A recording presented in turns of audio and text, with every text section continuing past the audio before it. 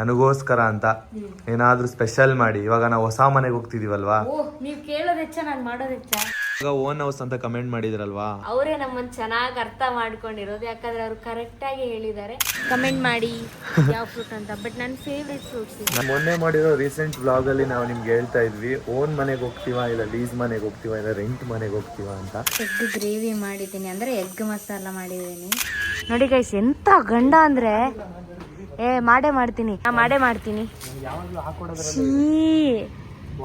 Water falls ಏನ್ ಮಾಡಿದ್ರು ಏನ್ ಮಾಡಿಕೊಟ್ರು ಅವ್ರು ಅದನ್ನ ತಿಂತಾರೆ. ಚೆನ್ನಾಗಿದೆ ಸೂಪರ್ ಆಗಿದೆ ಅಂತ ಹೇಳ್ತಾರೆ. ಅವ್ರಿಗೆ ಇದು ಬೇಕು ಅದು ಬೇಕು ಆ ಥರ ಏನು ನನ್ನ ಹತ್ರ ಆರ್ಡರೇ ಮಾಡಲ್ಲ. Hey guys, welcome back to Sanu Munu YouTube channel. ಇವನು ಸನ್ನು ಅವಳು ಮೋನು ಇಬ್ರು ಕೂಡ ವೆಲ್ಲು ನೋನು. ಸೊ ಗೈಸ್, ಇವಾಗ ಬೆಳಿಗ್ಗೆ ಎದ್ದು ಜಿಮ್ಮಿಗೆ ರೆಡಿ ಆಗಿದ್ದೀವಿ ನಾನು ಮತ್ತು ಮುನ್ನು. ನೋಡಿ ಇವತ್ತಿನ ಔಟ್ಫಿಟ್ ನಂದಿದು ಸಿಂಪಲ್ ಆಗಿದೆ ಜಿಮ್ ಇದು. ಸೊ ಮುನ್ನು ನೋಡಿ ಗಾಡಿ ಟರ್ನ್ ಮಾಡ್ತಾ ಇದ್ದಾರೆ. ಮುನ್ನು ಗುಡ್ ಮಾರ್ನಿಂಗ್. ಏನು ಮುನ್ನು ನಿದ್ದೆ ಇವತ್ತು ಚಳಿ ಇದೆ ಅಂದರೆ ಮಳೆ.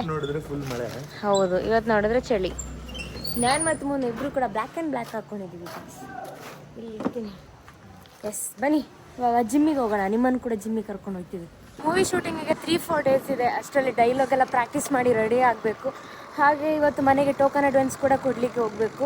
ಬನ್ನಿ ಫಸ್ಟ್ ಜಿಮ್ಮಿಗೆ ಹೋಗ್ಬಿಟ್ಟು ಬೇಗ ಬರೋಣ. 54 ಇದ್ದಾರೆ ನೋಡಿ ಗಾಯ್ಸ್, ನಮ್ಮ ಸಣ್ಣವ್ರು ಎಷ್ಟು ಕೆಜಿ ಇದ್ದಾರೆ? 52 ಕೆಜಿ ಇದ್ದಾರೆ. ಇಲ್ಲ, ನಾನು 55 ಏನೋ ಇದ್ದರು. ನೆನ್ನೆ ಮಾಡಿ ವರ್ಕೌಟು ಮೈಕೇನೋ ಹೋಯ್ತಲ್ಲ ಇವತ್ತು. ನಾಳೆಯಿಂದ ಜಾಸ್ತಿ ಇರುತ್ತೆ. ಇನ್ನೊಂದು 3 ಡೇಸ್ ಜಾಸ್ತಿ ಮೈಕೇನೋ ಇದೆ ಗಾಯ್ಸ್. ನನಗಂತೂ ಫುಲ್ ಇದಾಗೋಯ್ತು. ನೋಡೋಣ ನಾನು ಎಷ್ಟು ಕೆಜಿ ಇದ್ದೀನಿ? 65 ಇದ್ದೀನಿ. ಶೂವೇ 1 ಕೆಜಿ ಐತೆ. ನಂದು ಶೂಸ್ 1 ಕೆಜಿ ಇದೆ. ಆಮೇಲೆ ನೀರು ಕುಡಿದಿದ್ದು 1 ಕೆಜಿ. 2 ಕೆಜಿ ಮೈನಸ್ ಮಾಡಿದ್ರೆ 50 ಇದ್ದೀನಿ ಈಗ. ಇವತ್ತು ಬೆಳಗ್ಗೆ ಏನು ತಿನ್ಕೊಂಡು ಹೋಗಿರ್ಲಿಲ್ಲ, ಅದಕ್ಕೆ ಫುಲ್ಲು ಟಯರ್ಡ್ ಆಗೋದ್ವಿ. ಯಾವಾಗಲೂ ಹೋಗುವಾಗ ಮೊಟ್ಟೆ ಮತ್ತೆ ಬಾಳೆಹಣ್ಣು ತಿಂತಾ ಇದ್ವಿ ಅಲ್ಲ ಸನಮ್ಮ? ಸುಸ್ತಾಗ್ತಿದೆ. ಸುಸ್ತಾಗ್ತಿದೆ, ಇವಾಗ ಬಿದ್ದೋಯ್ತೀನಿ ಅಂತ ಅನಿಸ್ತಿದೆ. ಅಷ್ಟು ಸುಸ್ತಾಗ್ತಿದ್ಯಾ? ಬನ್ನಿ ಮನೆಗೆ ಹೋಗಿ ಬೇಗ ಟಿಫನ್ ಮಾಡೋಣ, ವೆಜಿಟೇಬಲ್ಸ್ ಎಲ್ಲ ತಿನ್ನೋಣ. ಸರಿ ಆಯ್ತು. ಶೇಕ್ ಆಗ್ತಿದೆ ವಾಕ್ ಮಾಡ್ಬೇಕಾದ್ರೆ. ಮೆಟ್ಲತ್ತುವಾಗಂತೂ ಇನ್ನೂ ಜಾಸ್ತಿ ಆಗುತ್ತಲ್ವ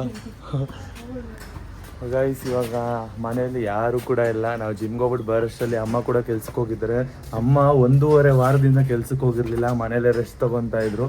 ಅಂದರೆ ಮಕ್ಳ ಜೊತೆ ಆಟ ಆಡ್ಕೊಂಡು ನಮ್ಮ ಜೊತೆ ಟೈಮ್ ಸ್ಪೆಂಡ್ ಮಾಡ್ಕೊಂಡಿದ್ರು. ಇವಾಗ ಕೆಲ್ಸಕ್ಕೆ ಹೋಗಿದ್ದಾರೆ. ನೋಡಿ, ನಾವು ಜಿಮ್ಮಿಂದ ಬರೋಷ್ಟರಲ್ಲಿ 9 ಗಂಟೆ ಆಯ್ತಾ.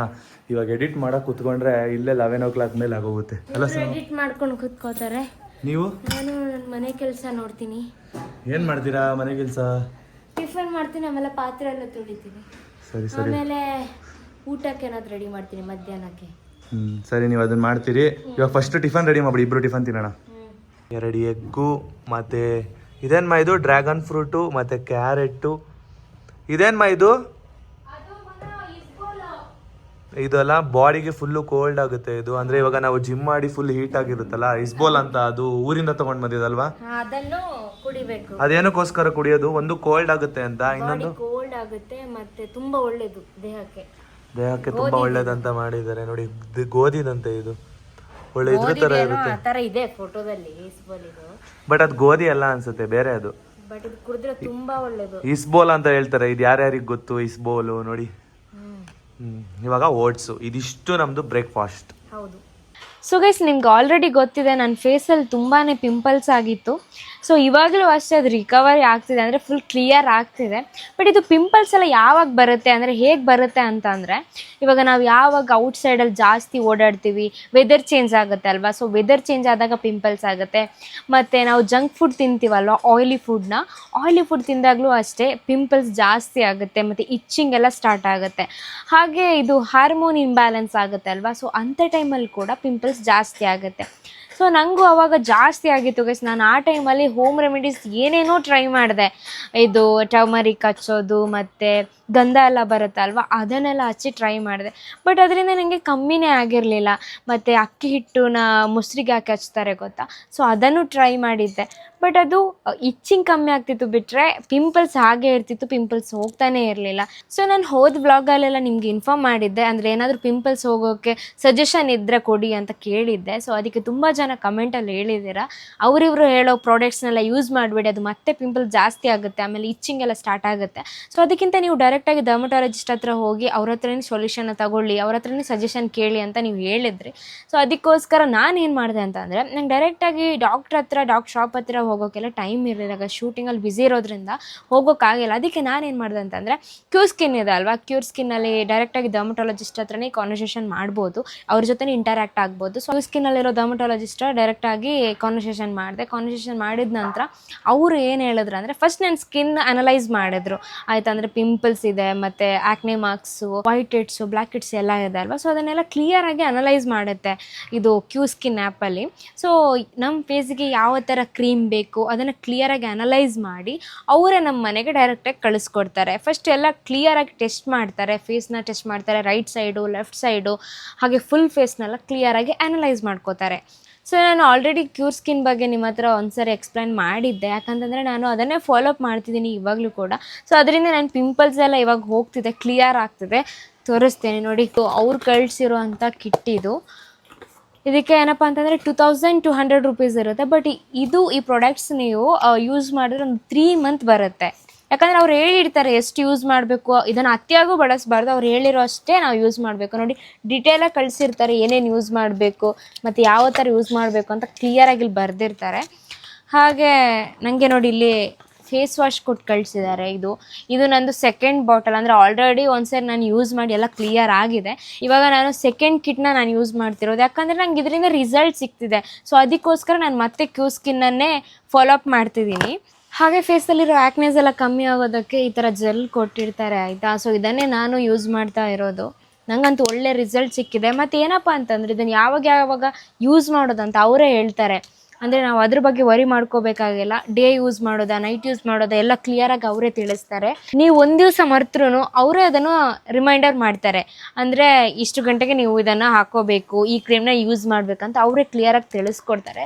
ಸೊ ಆ ಥರ ಇರಬೇಕಾದ್ರೆ ಅದೊಂದು ಬೆಸ್ಟ್ ಆ್ಯಪ್ ಅಂತಲೇ ಹೇಳ್ಬೋದು. ಹಾಗೆ ಈ ಆ್ಯಪ್ ನಿಮಗೆ ಬೇಕು ಅಂತಿದ್ರೆ ಅದು ಪ್ಲೇಸ್ಟೋರಲ್ಲಿದೆ.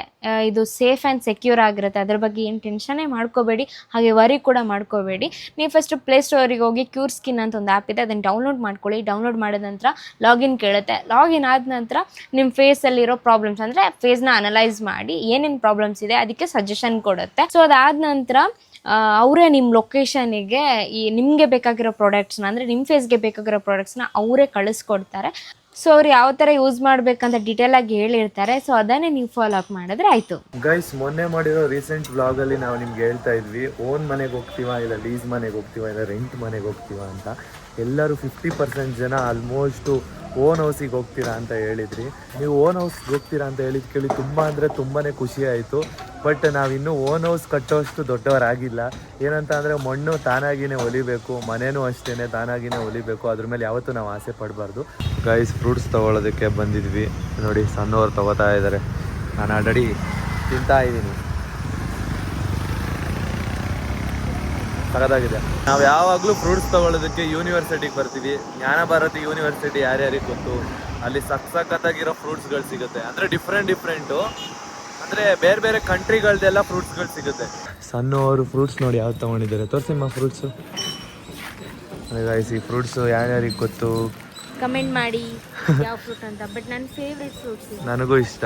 ಇದು ಮತ್ತು ಲಿಚ್ಚಿ ಎಲ್ಲ ಒಂದೇ ಥರ ಅಲ್ವಾ ಗೈಸ್? ಲಿಚ್ಚಿ ನನ್ನ ಫೇವ್ರೆಟು, ಸಖತ್ತಾಗಿರುತ್ತೆ ಲಿಚ್ಚಿ. ಯಾವಾಗ್ಲೂ ಅದನ್ನು ಇಷ್ಟಪಟ್ಟು ತೊಗೋತೀನಿ. ಯಾವಾಗಲೂ ಯೂನಿವರ್ಸಿಟಿಲೇ ನಾವು ತೊಗೊಳ್ಳೋದು ಜಾಸ್ತಿ. ಹೌದು.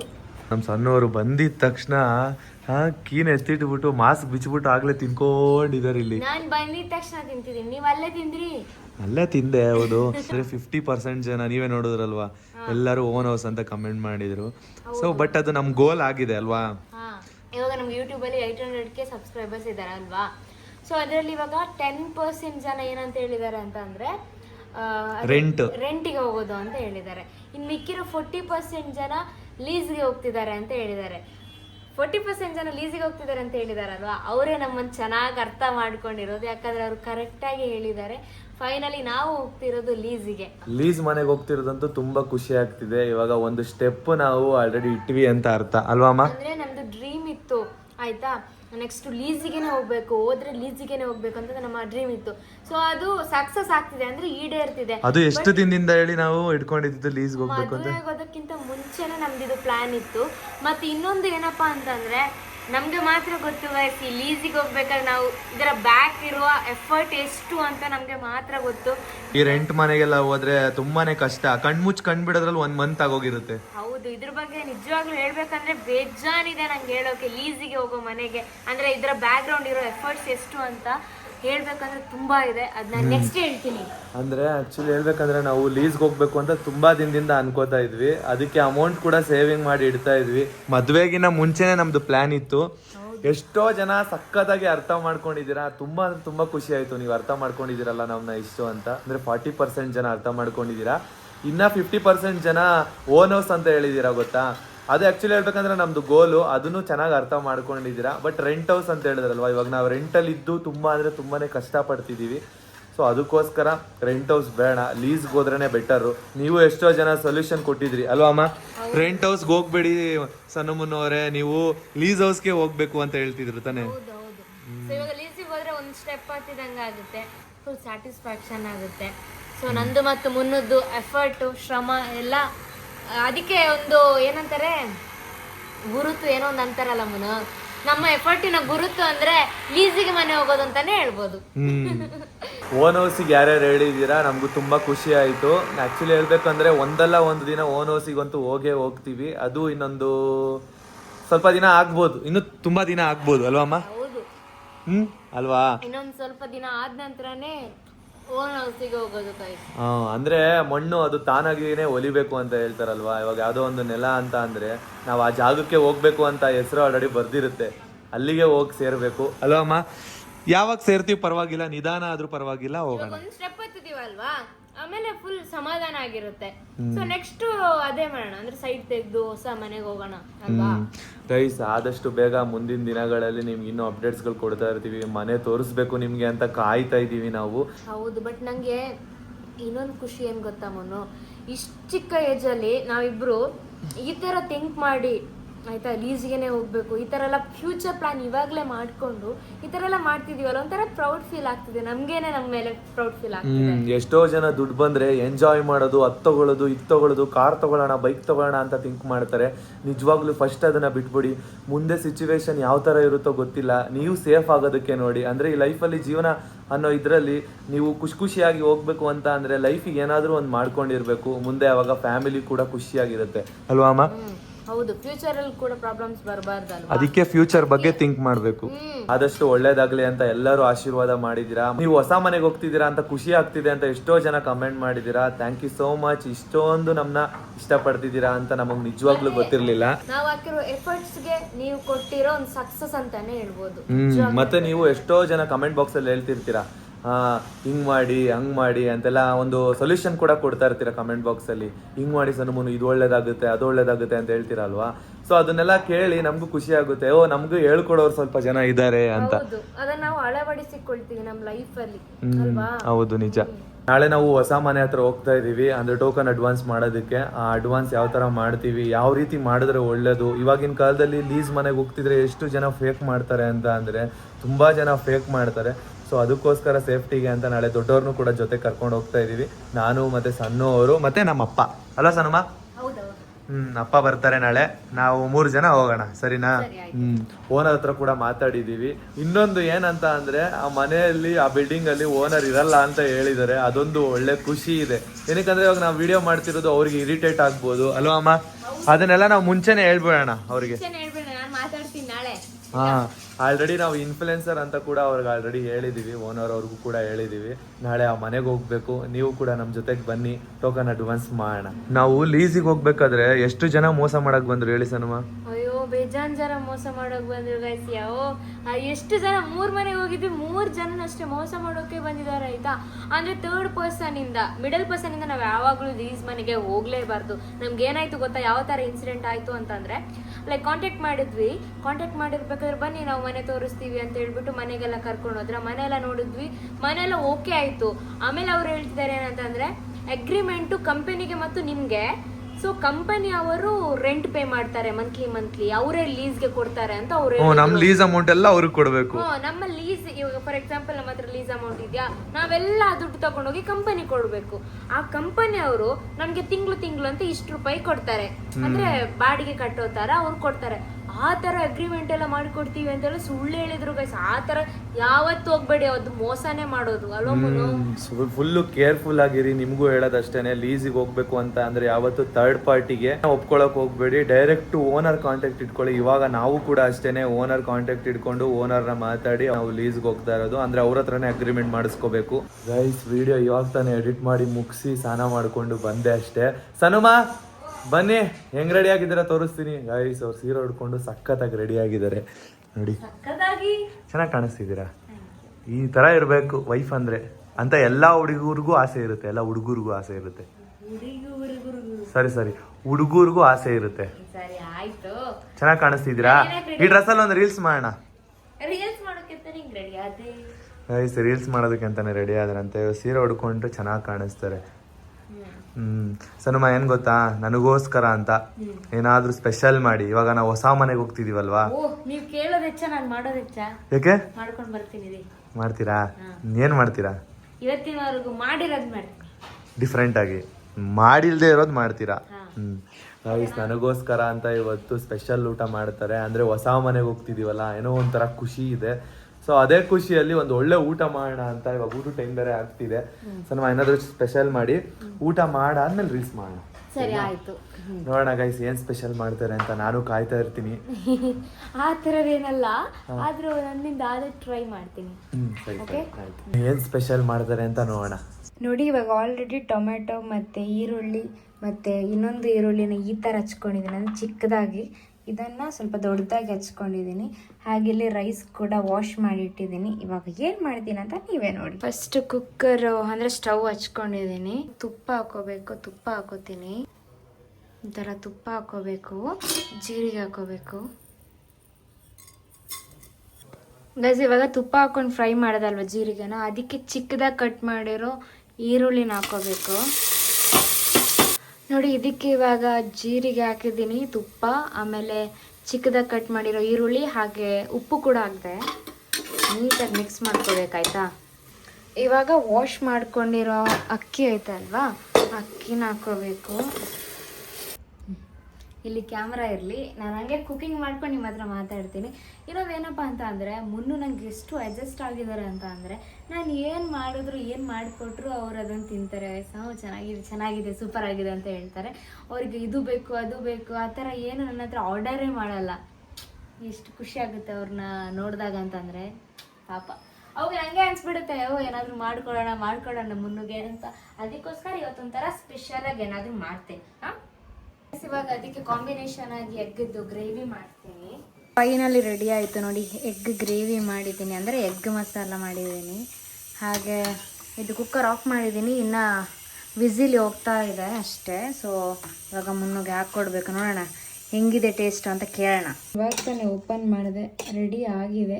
ಇವತ್ತಿನ ಲಂಚ್ ಸ್ಪೆಷಲ್ ಇದೆ. ಮುನು ಎಲ್ಲಿದ್ದೀರಾ? ಬನ್ನಿ ತಗೊಳ್ಳಿ, ಇವತ್ತಿನ ಸ್ಪೆಷಲ್ ಇದೆ. ಏನದು ಹೇಳಿ? ಎಗ್ ಸಾಂಬಾರು, ಎಗ್ ಗ್ರೇವಿ ಮತ್ತು ಜೀರಾ ರೈಸ್. ಎಗ್ ಗ್ರೇವಿನಾ? Egg gravy, jeera rice. Egg masala ಮಾಡಿದ್ದದ್ ನಾನು. ಎಗ್ ಮಸಾಲ ಮತ್ತು ಜೀರಾ ರೈಸ್ ಹೆಂಗಿದೆ ಅಂತ ಟೇಸ್ಟ್ ನೋಡಿ ಹೇಳಿ. ಇದು ತುಪ್ಪ ಹಾಕಿದ್ದೀರಾ? ಹಾ, ಜೀರಾ ರೈಸ್ ಮಾಡ್ಬೇಕಂದ್ರೆ ತುಪ್ಪ ಹಾಕ್ಬೇಕು. ನಂಗೆ ಗೊತ್ತಿಲ್ಲ, ಫಸ್ಟ್ ಟೈಮ್ ನಾನು ಮಾಡಿದ್ದು. ನಂಗೆ ಮಾಡ್ತೀನಿ ಸ್ವಲ್ಪ. ಹಾ, ಟೇಸ್ಟ್ ನೋಡಿ, ಬಿಸಿ ಇದೆ ಮಾತ್ರ. ಹಾ ನೋಡೋಣ. ಬಿಸಿ ನಾನು ಫಸ್ಟ್ ಟೈಮ್ ಮಾಡಿದ್ಮನು ಜೀರಾ ರೈಸ್. ನಾನು ಫಸ್ಟ್ ಟೈಮ್ ತಿಂತಾ ಇರೋದು, ಅದಕ್ಕೆ ನಂಗೆ ಗೊತ್ತಾಗಿಲ್ಲ. ಇಲ್ಲಾಂದ್ರೆ ನೀವು ಮಾಡ್ತಿರೋದು ನಾನು ಹೇಳ್ತಾ ಇರ್ಲಿಲ್ವಾ, ಇದನ್ನ ಮಾಡಿದೀರಾ ಅಂತ. ಚೆನ್ನಾಗಿದ್ಯಾ? ಸೂಪರ್ ಆಗಿದೆ. ಸತ್ಯ? ಮೊಟ್ಟೆ ಹಾಕೊಂತಿದ್ರೆ ಇನ್ನೂ ಸಕ್ಕತ್ತಾಗಿರುತ್ತೆ. ಸೂಪರ್ ಆಗುತ್ತೆ, ಪ್ರಾಮಿಸ್ ಸೂಪರ್. ಹೌದಾ? ಹೆಂಗೆ ಮಾಡೋದು ಅಂತ ಬ್ಲಾಗಲ್ಲಿ ಹೇಳಿದ್ರಾ? ಹೆಂಗೆ ಮಾಡೋದಂತ ಸ್ವಲ್ಪ ಐಡಿಯಾ ಹೇಳ್ದೆ. ಹೌದಾ? ಸಕ್ಕತ್ತಾಗಿದೆ. ಸಬ್ಸ್ಕ್ರೈಬರ್ಸ್ ಏನಾದ್ರು ಇದನ್ನ ಟೇಸ್ಟ್ ಮಾಡಿದ್ರೆ ನಿಜವಾಗ್ಲೂ ಸೂಪರ್ ಆಗಿದೆ ಅಂತಾನೆ ಹೇಳ್ತಾರೆ. ಹೌದಾ? ಇಷ್ಟಪಡ್ತಾರೆ. Super taste. ಆಲ್ರೆಡಿ ಅರ್ಧ ಖಾಲಿ ಮಾಡಿದೆ. ನಮ್ಮ ಸಣ್ಣವ್ರು ಈಗ ಹಾಕೊಂಡ್ ಬಂದು ತಿಂತಿದ್ದಾರೆ. ಸನುಮಾ ಸೂಪರ್ ಆಗಿದೆ ನಿಜ, ಪ್ರಾಮಿಸು ಸಖತ್ತಾಗಿ ಮಾಡಿದ್ದೀರಾ. ನಾನು ವಿಡಿಯೋಗೋಸ್ಕರ ಹೇಳ್ತಿದ್ದೀನಿ ಅಂತ ಅನ್ಕೋಬೇಡಿ, ತುಂಬ ಸಖತ್ತಾಗಿದೆ. ಇಲ್ಲ ನಂಗೂ ಇಷ್ಟ ಆಯ್ತು, ಚೆನ್ನಾಗಿದೆ ಟೇಸ್ಟ್. ಅಂದ್ರೆ ಫಸ್ಟ್ ಟೈಮ್ ಅಲ್ಲ ಭಯ ಆಗಿತ್ತು ಚೆನ್ನಾಗಿ ಬರುತ್ತೋ ಇಲ್ವೋ ಅಂತ, ಬಟ್ ಸಖತ್ತಾಗಿ ಬಂತು. ಗಾಯ್ಸ್ ನಿಜವಾಗ್ಲೂ ಹೇಳ್ಬೇಕಂದ್ರೆ ನಾನು ವ್ಲಾಗಲ್ಲಿ ಸುಮ್ಮನೆ ಹೇಳ್ತಿದ್ದೀನಿ ಅಂತ ನೀವು ಅನ್ಕೋಬೇಡಿ, ಸೂಪರಾಗಿ ಮಾಡಿದ್ದಾರೆ. ಇದಷ್ಟೇ ಅಲ್ಲ, ಅವ್ರು ಯಾವಾಗ್ಲೂ ನನಗೆ ಡಿಫ್ರೆಂಟಾಗಿ ಏನಾದರೂ ಮಾಡಿಕೊಡ್ಬೇಕು ಅಂತಲೇ ಅವ್ರಿಗೆ ಆಸೆ ಜಾಸ್ತಿ. ಸೊ ಮಾಡಿಕೊಟ್ಟಿದ್ದಾರೆ. ನಾನಂತೂ ತಿಂದು ಬೇಗ ದಪ್ಪ ಆಯ್ತೀನಪ್ಪ.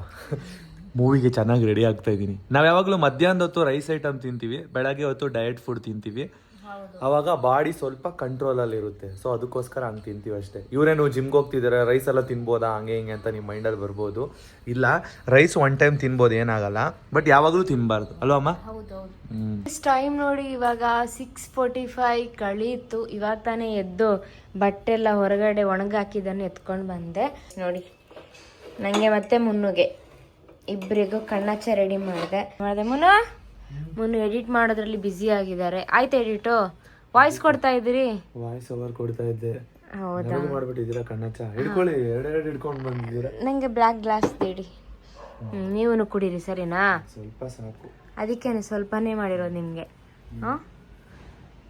ಕಣ್ಣಾಚ ಪ್ರಿಯ ಇವಾಗ ಚೆನ್ನಾಗಿದ್ಯಾ? ಇವ್ರ ಜೊತೆ ಸೇರ್ಕೊಂಡು ನಾನು ಕುಡಿಯೋದು ಕಲ್ತ್ಕೊಂಡ್ಬಿಟ್ಟಿದ್ದೀನಿ ಈಗ.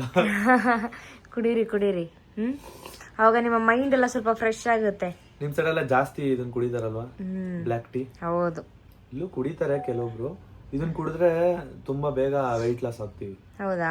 ತುಂಬಾ ಒಳ್ಳೇದು ಬಾಡಿಗೆ. ಒಂದ್ ಟೈಮಲ್ಲಿ ಮುನ್ನು ಇದ್ರ ಉಲ್ಟಾ ಹೇಳ್ತಾ ಇದ್ರು, ಕುಡಿಬಾರ್ದು ಒಳ್ಳೆ. ಇಲ್ಲ, ಜಾಸ್ತಿ ಕುಡಿಬೇಡಿ ಅಂತ ನಾನು ಹೇಳ್ತಾ ಇದ್ದೆ. ನೀವು ಜಾಸ್ತಿ ಕುಡಿದಿರಲ್ಲಪ್ಪ, ಒಂದ್ ಸ್ವಲ್ಪ ಬೋರ್ ಆದ್ರೆ ಸಾಕು, ಹೋಗಿ ಕಣಾಚ ಮಾಡ್ಕೋಬೇಕು. ಅದಕ್ಕೆ ಕಾಂಬಿನೇಷನ್ ನನ್ನ ಹತ್ರ ಕುರ್ಕುರೆ ಇದೆ, ಕೊಡ್ತೀನಿ. ನನಗೆ ಇದ್ರ ಜೊತೆಗೆ ಬೇನು ಬೇಡ, ನೀವು ತಗೊಳ್ಳಿ, ನೀವು ತಿನ್ನಿ. ಓಕೆ ಸರಿ.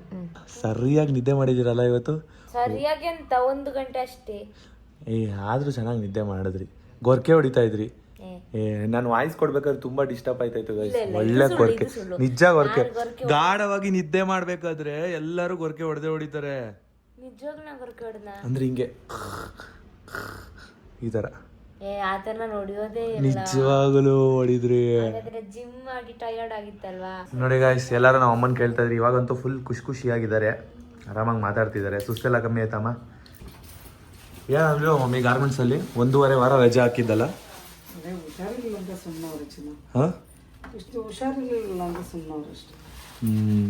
ಅಮ್ಮ ಸೀರಿಯಲ್ ನೋಡ್ತಾ ಇದ್ದಾರೆ, ಪಾನಿಪುರಿ ಬೇಕು ಅಂತ ಹೇಳಿದ್ರು. ನಾನು ಮತ್ತೆ ಸಣ್ಣ ಅವರು ಇವಾಗ ಪಾನಿಪುರಿ ತಗೊಂಡ್ ಬರೋದಕ್ಕೆ ಹೋಗ್ತಾ ಇದೀವಿ. ಸನುಮಾ, ನಿಮ್ಗೇನ್ ಬೇಕು?